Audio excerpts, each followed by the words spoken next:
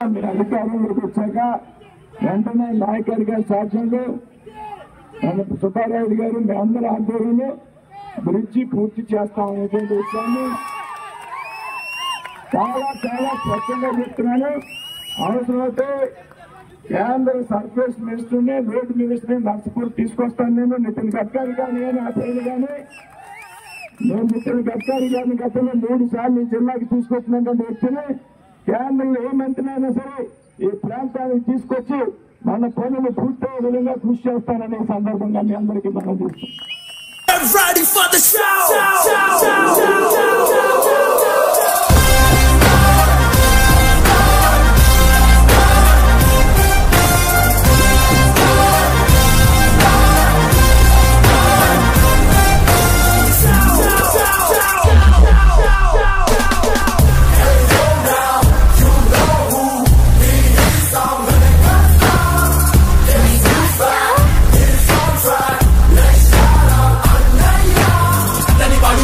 వాడు అపత్ బాంధవుడు వచ్చాడు గరణ మొగుడు చెడ్డకి ముడి చెముడి మొగుడు